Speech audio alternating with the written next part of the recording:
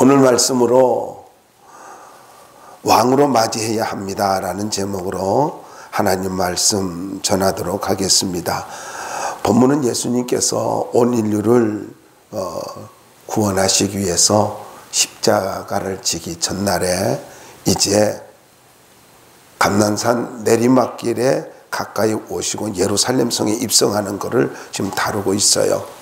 이 감난산 내리막길에 가까이 오니까 제자의 온 무리가 자기들이 본 예수님의 그 놀라운 일들을 기뻐하면서 큰 소리로 하나님을 찬양하는 겁니다.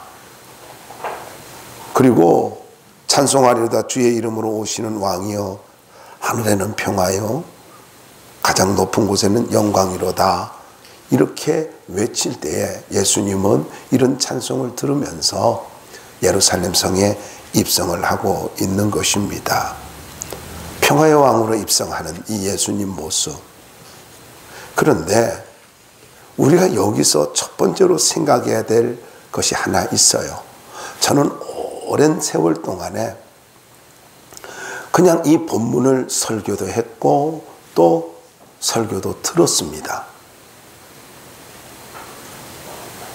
그냥 종료주일에는 예수님이 나귀를 타시고 나귀의 새끼를 타시고 예루살렘 성에 입성했다. 그런데 여러분 이런 생각을 해본 적이 있나요? 왜 예수님은 하필이면 나귀를 타셨을까? 표정분이 한 번도 궁금한 적이 없었군요. 여러분 왜 예수님은 말도 아니고 나귀를 타셨을까 하는 거예요. 저는 이것이 너무나 궁금했어요.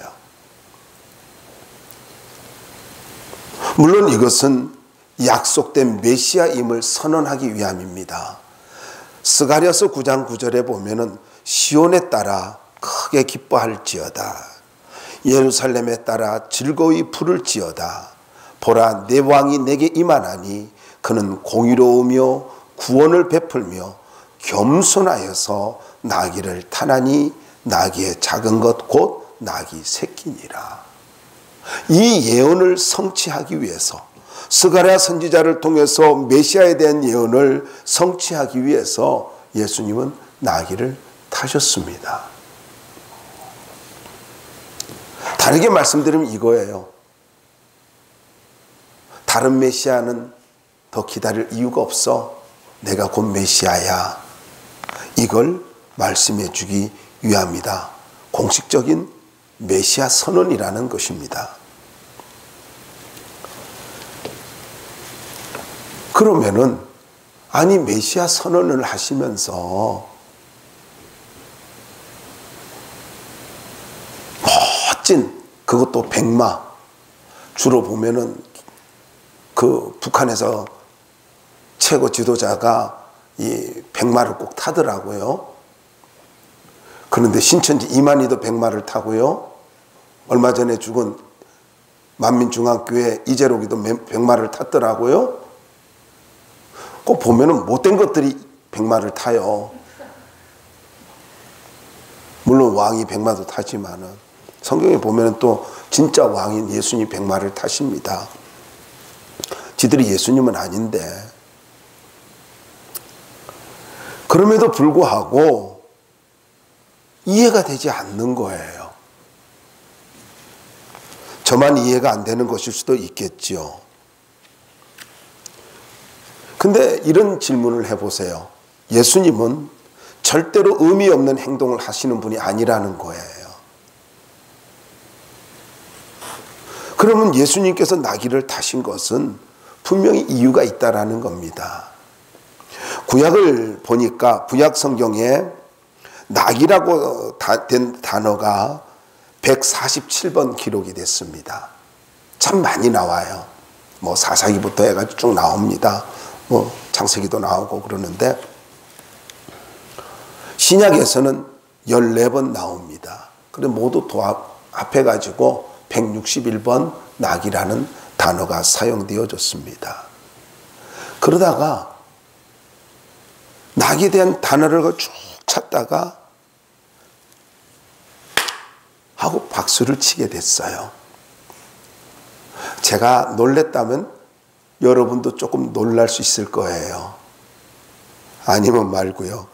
자, 한번 찾아봐요. 출애굽기 34장 20절입니다.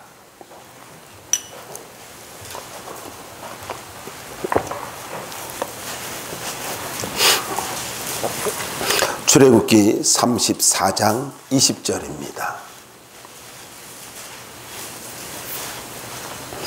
함께 읽어볼까요? 시작. 나귀의 첫 새끼는 어린 양으로 대속할 것이요 그렇게 하지 아니하려면 그 목을 꺾을 것이며 내 아들 중 장자는 다 대속할지며 빈손으로 내 얼굴을 보지 말지니라.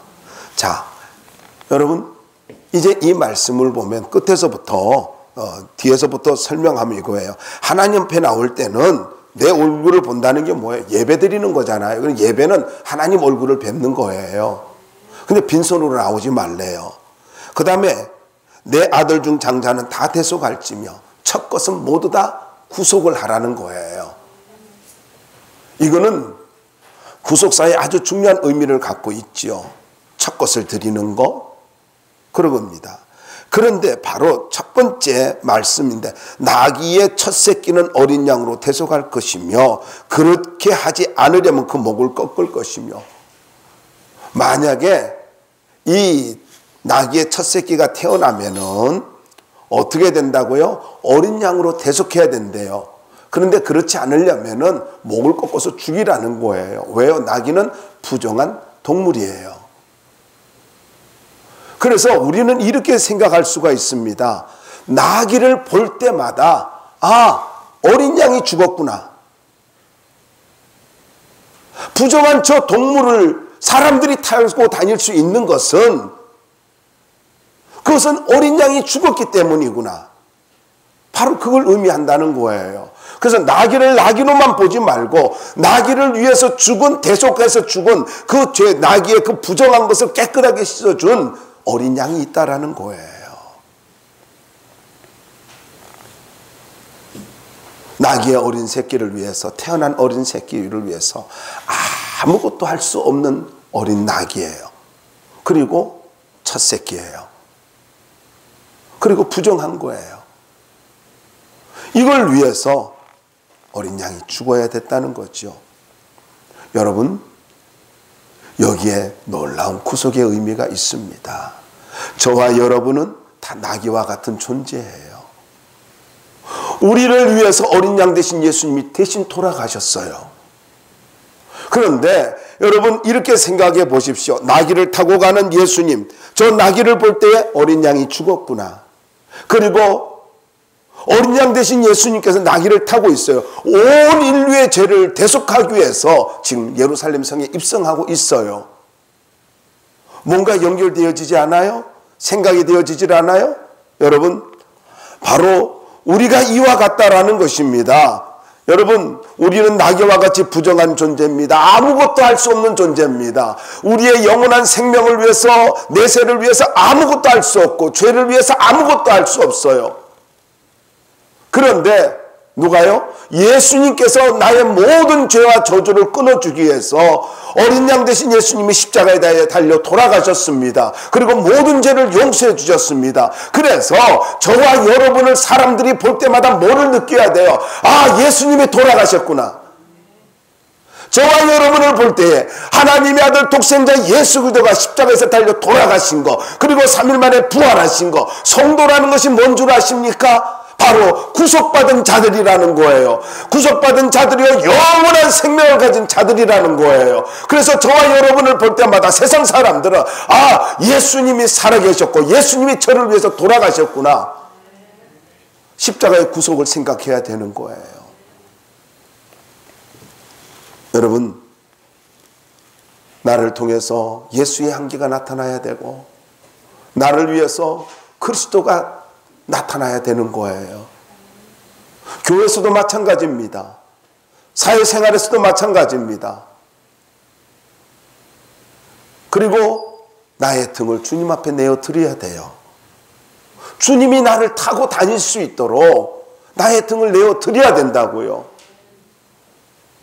예수라는 이름을 빙자해가지고 사업을 하고 예수라는 이름을 빙자해가지고 자기의 명예와 권세를 가지고 누리고 그렇게 살면 안 된다는 거예요. 기꺼이 주님이 나를 타실 수 있도록 내 등을 내어드려야 된다는 거예요. 더 나아가서 나귀를 타신 이유는 왕이심을 선언하기 위함입니다. 마태복음 21장 9절에 보면 호산나 다윗의 자손이요 이렇게 말씀하고 있어요. 예수님이 다윗의 후손이라는 거죠. 약속의 자손이라는 것입니다. 마태복음 1장을 읽다 보면 예수님은 다윗의 혈통에서 태어나셨다는 것을 말씀하고 있고 이사야서 9장 6절에 보면은 예수님은 평강의 왕으로서 이 땅에 오셨다는 거. 또한 골로새서를 보시고 여러 성경에 보면은 예수님 요한계시록 나옵니다만은 예수님은 만왕의 왕으로 약속의 왕으로 우리에게 오셨습니다. 많은 제국의 왕들은 화려한 전차와 창과 칼과 그리고 권력과 힘을 과시하면서 전리품을 가지고 피 묻은 갑옷을 입고 전리품을 가지고 이제 개성가를 부르면서 등장을 하겠지요. 근데 예수님은 하나님과 인간의 깨어진 관계를 회복시키기 위해서 평화의 왕으로 오셨습니다. 참 초라하기 그지없지요. 왕인데 나귀 새끼를 타셨어요. 겸손하게. 그래서 스가랴에서 보면은 겸손하게. 여러분, 겸손하게 평화의 왕으로 예루살렘 성에 입성하셨다는 것. 그것은 다른 것 아닙니다. 죄의 종이었던 우리를 하나님과 아름다운 관계를 맺어주기 위해서 평화의 왕으로서 중재 역할을 하기 위해서 입성을 하셨다는 것입니다. 그래서 기독교는 강압적인 종교가 아닙니다. 평화의 종교예요. 자살폭탄으로 사람을 잔인하게 죽이고 무참히 인권을 짓밟고 유린하는 그런 것이 아닙니다. 마르틴 루터 킹 목사와 같이 비폭력 무저항주의를 외치면서 정말로 우리는 하나님 앞에서 십자가의 복음을 통해서 관계를 회복시켜가면서 살아가는 사람들이 되어야 합니다. 여러분, 정말 예수님을 가지고 믿습니까? 종려주일 예수님이 나의 왕이라고 나의 등을 내놓고 주님이 당신이 나의 왕입니다라고 고백하고 있습니까? 그분이 왜 오셨어요? 관계를 회복시켜주기 위해서 오셨어요. 그렇다면 우리들도요, 깨어진 관계를 회복하며 살아가야 된다라는 것입니다. 그것이 왕을 섬기는 자세인 것입니다. 가끔 사극에 보면은 그러잖아요. 대신들을 놓고 이제 화해하시오. 그러면은 의 그러잖아요. 여러분, 우리 주님께서 말씀합니다. 이제 화해하고 회복하십시오. 그렇게 살아야 되는 거예요. 자꾸 자존심 내놓지 마세요. 별거 안 되는 자존심 뭘 그렇게 세워요. 그럼 주님에 대한 자세를 우리가 생각해 보자고요. 28절로부터 34절까지 말씀해 보면은 순종과 헌신으로 예수님을 대하고 있습니다. 예수님께서 제자들에게 건너편 말로 가서 나귀를 끌고 오라고 합니다. 이 말을 들었을 때 제자들은 상당히 주저되었을 거예요. 왜냐하면 설명도 없었어요. 돈도 주지 않았어요. 그리고 묶여 있다라고 말씀하시면서 그 묶여 있는 거 풀어서 끌고 오래요. 이런 황당한 심부름이 어디 있겠습니까? 이야기만 들어도 봉변당할 것 같잖아요. 근데 제자들도 참 그 예수님의 그 제자들이에요. 이유도 묻지 않습니다. 건너편 마을이라고 했지 어느 집으로 가라고도 말하지 않았어요. 근데 그 말을 듣고 순종을 합니다. 순종을 하고 가다 보니까 나귀가 묶여있는 걸 보이는 거예요. 아, 저 나귀인가 보다 하고, 그리고는 나귀를 풀었어요. 묶여있는 거 푸니까 주인이 뭐 하는 짓이냐 하고 묻는 거예요. 그러니까 제자들이 말을 합니다. 우리 주님께서 이렇게 하라고 했어. 그러니까 그래? 그럼 가져가. 그러는 거예요. 말도 안 되는 심부름을 하고 있는데 말도 안 되는 일이 이루어지고 있습니다. 우리는 이 사실에서 두 가지를 생각할 수 있습니다. 주님이 명령하실 때는, 주님이 말씀하실 때는 이미 준비되어 있다라는 거예요. 또 한 가지입니다. 주님께서 예비하신 손길은 순종하는 자만 볼 수 있다라는 거예요. 이거 잊지 말아야 돼요. 누가 주님의 손길을 본다고요? 누가 주님이 예비하신 손길을 본다고요? 아니, 주님, 그거는 이성적으로 맞지 않아요. 상식적으로 맞지 않아요. 그리고 나머지 그걸 가지고 풀어서 끌고 뭐 도둑질 아니에요? 이럴 수도 있잖아요. 누가 도둑질이라 그래요? 아니, 우리는 꼭 베드로와 같아요. 나는 더러운 거 한 번도 입에 댄 적 없고 그건 먹은 적 없어요. 근데 하나님이 뭐라 그래요? 내가 깨끗하다 하는 것을 네가 왜 부정하다라고 말하니? 여러분, 무슨 말씀입니까? 여러분, 아무리 더럽고 부정하다 할지라도 주님이 말씀하시면 그건 거룩한 거예요. 주님이 말씀하면 사명인 거예요. 뭐 내 생각이 왜 그렇게 들어갑니까? 순종은 하나님의 손길을 경험하는 통로입니다. 정말 하나님의 예비된 손길을 경험하기를 원해요? 순종해야 됩니다. 자꾸 머리 쓰지 말아요. 별로 똑똑하지도 않잖아요. 물론 똑똑한 사람도 있겠지. 그러니까 교만한 거예요. 인간의 지혜가 요즘 계속 뭐 나오지 않습니까? 새벽에도 그렇고 계속 고린도서를 또 통해서 성령 집회에서도 그렇고 계속 지혜에 대해서 나오잖아요. 여러분, 인간의 지혜 내려놓으세요. 내 머리 내려놓으시고 그저 이해되지 않아도 우리는요, 알고 가는 거 아니에요. 믿고 가는 거예요. 알고 순종하는 거 아니에요. 믿음으로 순종하면서 가는 거예요.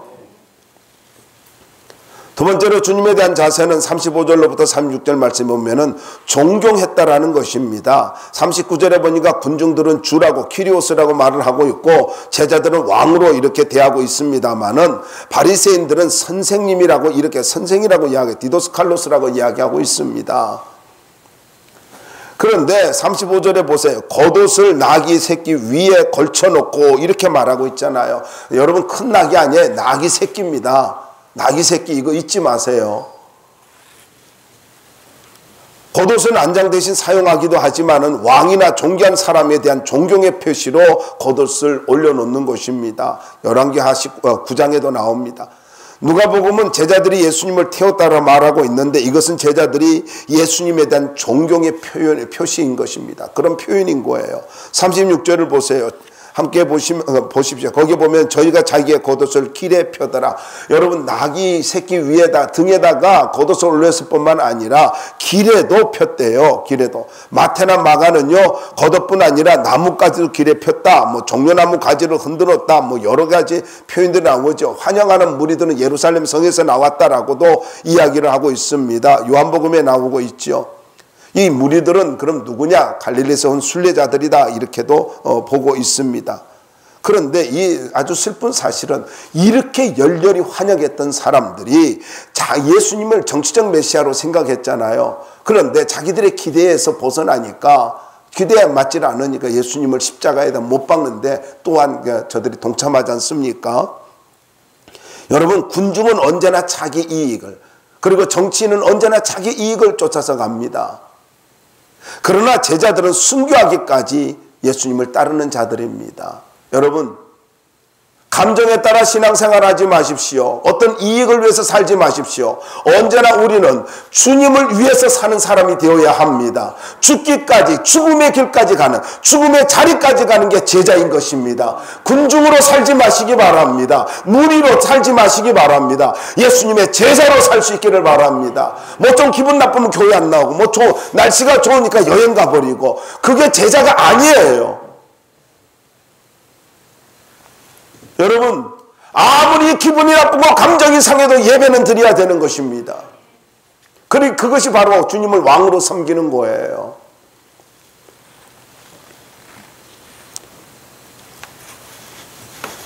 겉옷을 깔아드렸다는 것은요, 왕으로 존경하는 마음이 없으면 할 수 없는 것이죠. 여러분, 이것은 자기의 모든 것을 드린 것과 같다라는 것입니다. 그래서 특별히 가난한 사람은요, 겉옷이라는 것은 생명과 같은 거예요. 그 이불 역할을 하거든요. 그래서 겉옷은 함부로 벗는 거 아니지요. 저는 여러분들에게 도전드리고 싶습니다. 여러분의 생명과 같은, 그거 무너지면 죽을 것 같은 자존심의 겉옷을 주님 앞에 내려놓으시기 바랍니다. 체면의 겉옷을 내려놓고 명예의 겉옷을 내려놓고 여러분이 소중하게 생각하는 물질의 겉옷도 내려놓으시기 바랍니다. 다 내려놓으세요. 왜 체면 때문에 그렇게 마음 상해해요? 왜 자존심 때문에 마음 상해해요? 왜 물질 때문에 마음 상하냐고요? 여러분, 그 모든 것을 주님 앞에 내려놓을 때에 주님이 나를 존귀하게 만들어 주십니다. 그래서 저는 이렇게 말씀드리고 싶어요. 주님 앞에 낮아지려면요, 배추가 절여지듯이요 확 절여지시기 바랍니다. 아멘 한 장이 복이 있을지어다. 뭘 그렇게 아직도 살아있어요? 60 넘고 70 넘고 80 넘고 뭐 20대는 확 뭐 이렇게 불을 할 수 있어. 그런데 좀 나이 들어가면서 40이 넘어서부터는요, 여러분 자기 얼굴에 책임을 질 줄 알아야 되고 좀 이래 감정 조절 좀 해야 될 것 아닙니까? 아멘도 안 하는구나. 감정 조절 좀 하세요. 나는요, 넘어갑시다. 여러분, 생명도 자존심도 주님 앞에 드릴 때 진짜 제자입니다.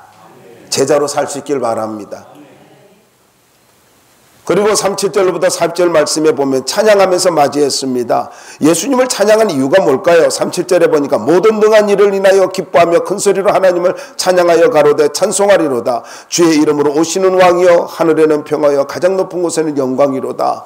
여기서 크게 두 가지를 생각할 수 있지 않습니까? 첫째는요, 주님께서 행하신 모든 능력 있는 일을 찬양했습니다. 그러니까 주님이 하시는 그 일 때문에 찬양하고 있다라는 거예요.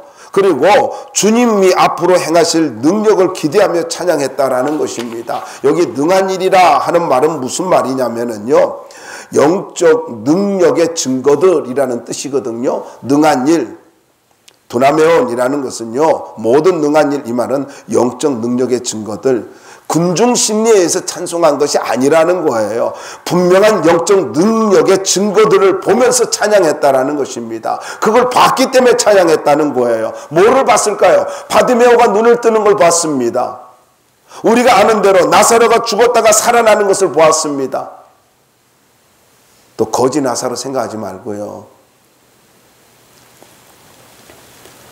여러분, 바디메오가 눈을 떴어요.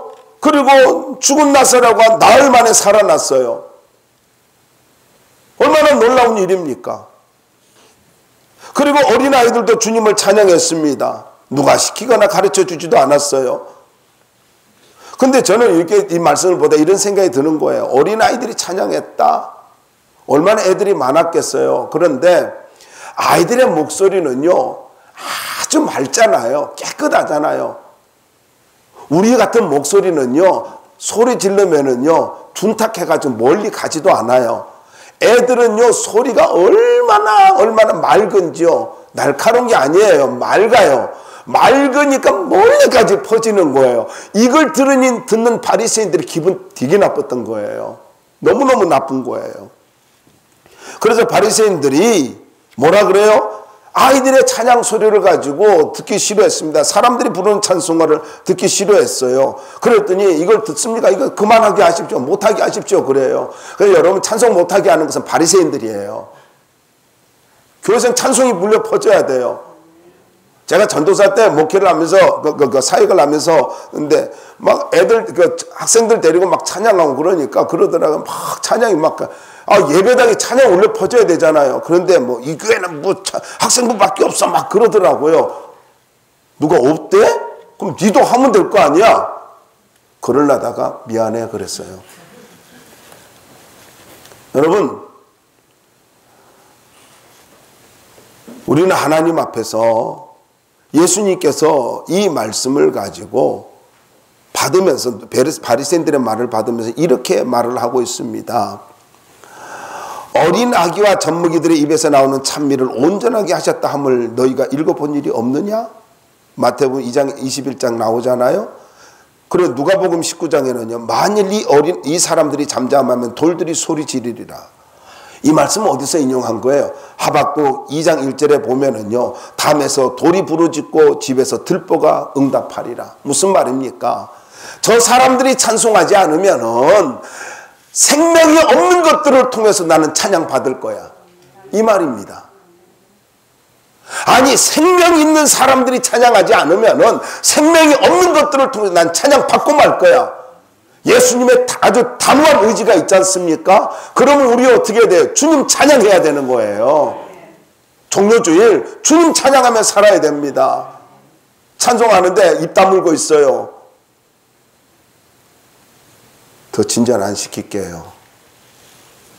그 사람 찬양 안 한다고요? 뭐 대단한 거?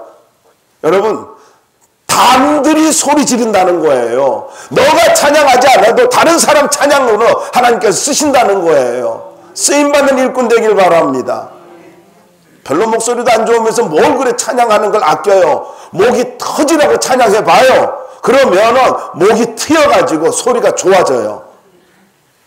맨날 음치라고 걱정하면서 누가 뭐 찬송 좀 해볼래? 아우, 난 노래 시키지 말아요. 나는 음치라서. 음치인 거 아는데도 시키는 이유가 뭐예요? 목소리 좀 좋아지라고. 아니, 목소리 나쁘면 은혜 가운데로 있으라고 귀해 주는 거잖아요. 못하는 게 뭘 그리 자랑이라고. 나 지금 흥분했잖아요. 시편 150편은 뭐라고 말씀하고 있습니까? 호흡이 있는 자마다 여호와를 찬양하라. 할렐루야. 호흡이 있으면, 숨쉬고 있으면 다 찬양하래요. 그 다음에 또 뭐라 그래요? 아주 그냥 마침표를 짜. 할렐루야. 무슨 말이에요? 또 방언이라 모르시나? 할렐루야 몰라요? 여호와를 찬양하라. 그 뜻이잖아요. 그러니까요, 호흡이 있으면 하나님 찬양, 숨쉬고 있으면 하나님 찬양해야 되고, 그리고 하나님 찬양하며 사는 것이 우리의 특권인 것입니다. 찬송은요, 성도의 특권, 은혜 받은 자의 특권, 하나님의 능력을 본 자들의 특권이에요. 아무나 찬송할 수 있는 게 아니라고요. 37절을 보니까 큰 소리로 하나님을 찬양했대요. 무슨 말입니까? 큰 소리로 찬양했다는 거는 희망과 감격에 넘쳐서 찬양했다는 거 아닙니까? 여러분, 찬송은요, 감격을 가지고 부르는 거예요. 하나님의 역사를 기대하면서 부르는 게 찬송이라고요. 얼마나 메시지가, 찬송의 메시지가 아주 농축된 언어들이지 않습니까? 저는요, 예루살렘의 이 떼창을 보면서 나는 이 말씀 아니 나는 이해가 안 가는 게 참 그래요. 무슨 가수가 이렇게 하면은요, 가수한테 뭐 떼창을 하고 난리예요. 돈을 가지고 그냥 몇십만 원 들여가지고 막 그렇게 푹 하고, 그런데 주님, 그 가수 때문에 그냥 몇십만 원 들여서 갈 것 같으면은 주님을 위해서 몇백만 원을 드리고 좀 주님 좀 섬겨봐. 그런데 주님을 찬양하는 데는 돈도 안 들어. 뭔 말인지 이해가 되나? 아니, 여러분의 취미를 나쁘다라고 하는 거 아니야. 권사면 권사답게, 장로면 장로답게, 목사면 아니, 내 프로필에 내가 딱 틀었어. 내가 딱 틀었는데 내가 남진의 노래를 제일 나온다 해봐. 저 피는 저 푸른 초원이야 막 나온다고 해봐. 목사 맞나? 딱 그냥 목사님께 전화를 딱 해서 했는데 저 푸른 초원이에 막 이렇게 해봐. 그게 은혜가 되냐고. 목사인데. 생각이 모자라는 거예요. 생각이. 예수 믿는 사람답게 프로필도 좀 그렇게 해야 될 거 아니에요. 딱 했을 때 딱 틀었는데 거룩한 찬송 나오고 임재가 막 나오고 막 그렇게 해봐. 파송의 노래 막 이렇게 이런 노래가 나오면 와, 이 권사님은 성교에 미친 사람이구나 막 이런 느껴질 거 아니에요. 딱 틀었는데 이푼진 세사는 그 말은 너무 오래된 거구나. 그 노래는. 랩이 또 젊은 애들은 랩이 나와가지고 못 알아듣는 말이 막 나와. 그러면 되냐고. 탁구 치는데 그냥 권사님인데 그냥 보니까 벨이 울리는데 유행가가 요즘 핫한 유행가가 나오더라고. 젊은 게 아니야. 미친 거야 그거. 내가 너무 흥분했구나. 참 아닌데 이렇게까지 나갈 거라고 생각 안 했는데. 어쨌든요, 여러분, 찬송은 특권입니다. 오늘 만약에 여러분 가운데 프로필에 이상한 거 있으면은 싹 좀 바꿔요. 들킬까봐 아멘도 안 하는 거 봐. 결론 맺을게요. 주님을 나의 왕으로 고백하며 살아야 됩니다. 38절 보세요. 주의 이름으로 오시는 왕이요. 예수님을 뭐라 그래요? 나의 구세주, 나의 왕이라는 것입니다. 십자가를 앞에 두고 나를 구원하기 위해서 겸손히 나귀를 타시고 평화의 왕으로 입성하신 그 주님이 바로 나의 왕이라는 겁니다. 나의 왕이에요. 나의 모든 것을 주관하시는 왕이라고요. 여러분, 예수님에 대해서 왕으로 섬길 수 있기를 바랍니다.